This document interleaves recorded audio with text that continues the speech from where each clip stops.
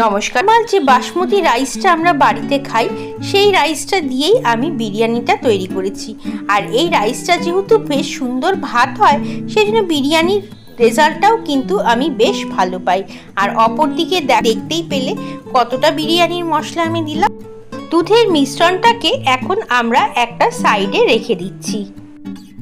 অপর দিকে দেখো 5 পিস কাতলা মাছকে আমি নুন হলুদ মাখিয়ে রেখে দিয়েছি। কড়ার মধ্যে 6 থেকে 7 টেবিল চামচের মতো তেল দিয়ে দিলাম। তেলটাকে খুব ভালো করে গরম করে নেব। তেলটা খুব ভালো করে গরম হয়ে গেছে। এখন আমি এই তেলের মধ্যে বেরেস্তা তৈরি করব। তার জন্য দুটো পেঁয়াজকে খুব ঝিরিঝিরি করে কেটে নিয়েছি। পেঁয়াজগুলোকে তেলের মধ্যে ছেড়ে দিলাম।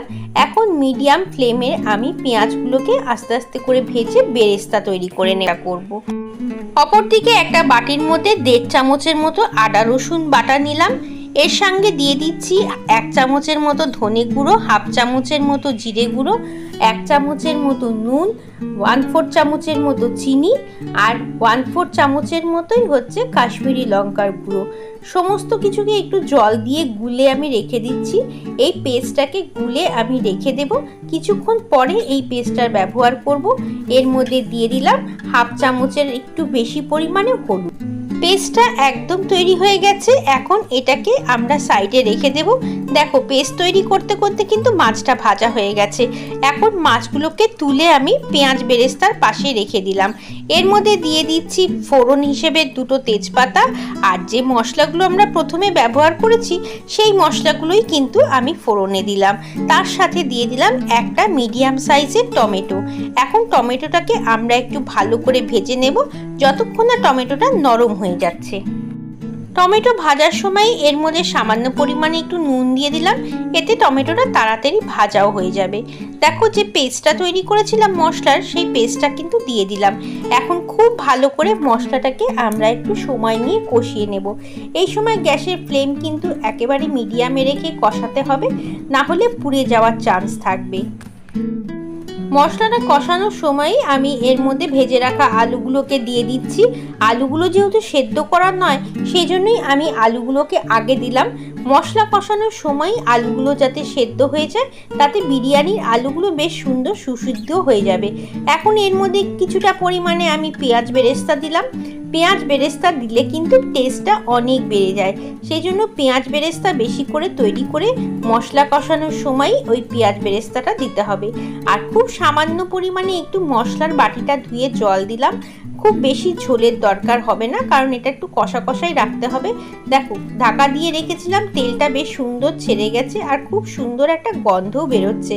এখন এর মধ্যে আমি 1/2 কাপের মতো দইকে খুব ভালো মতো ফেটিয়ে রেখেছিলাম, সেই দইটা দিয়ে দিলাম। দইটা যখন অ্যাড করবে তখন গ্যাসের ফ্লেম কিন্তু একেবারেই স্লো করে দিতে হবে। দইটা ভালো করে মশলার সঙ্গে মিশে গেলে তারপরে মিডিয়াম ফ্লেমে আবার রান্নাটা করতে হবে। এখন আমি এর মধ্যে ভেজে রাখা মাছগুলোকেও দিয়ে দিলাম। মাছগুলোকে কিন্তু মশলার সঙ্গে ভালো করে কষিয়ে নিতে হবে, তবেই মাছের ভেতরে মশলার রসটাও ঢুকবে আর বিরিয়ানিটা খেতেও ভালো হবে। চলো এইভাবে কষাতে কষাতে আমি কিন্তু গ্যাসের ফ্লেমটাকে কমিয়ে দিয়েছি। আর যত স্লো ফ্লেমে রান্না করবে ততই দেখবে রান্নার টেস্ট অনেক ভালো হবে। এই সময় আমি এর মধ্যে 1 থেকে 1.5 চামচের মতো বিরিয়ানি মশলা দিলাম। আর দুধের যে ঘোলটা তৈরি করেছিলাম তার থেকে 2 থেকে 3 চামচের মতো দুধের ঘোলটাও এর মধ্যে দিয়ে দিলাম। তাতে মশলাটা বেশ সুন্দর একটা গন্ধও বেরোবে আর খেতেও ভালো হবে। দেখো খুব আস্তে আস্তে করে কিন্তু মাছগুলোকে নাড়াচাড়া করতে হবে। যেহেতু ভেজে রাখা মাছ ভেঙে যাওয়ার চান্স অনেকটাই থাকবে, সেই জন্য খুব আস্তে ধীরে কিন্তু নাড়াচাড়া করতে হবে। এখন এটাকে আমি কিছুক্ষণ সময়ের জন্য একটু ঢাকাও দিয়ে রাখবো, তাতে মাছগুলো বেশ সুন্দর সুসিদ্ধ হয়ে যাবে। আর যে আলুটা বাকিটা সেদ্ধ হয়নি সেই আলুটুকুও সেদ্ধ হয়ে যাবে। ঢাকা চাপা দেওয়ার আগে সামান্য পরিমাণে একটু জল দিয়ে তারপরে ঢাকা চাপা দিচ্ছি, না হলে কিন্তু মশলাটা পুড়ে যেতে পারে। চলো এবার 5 মিনিটের জন্য ঢাকা দিয়ে রেখে দিই।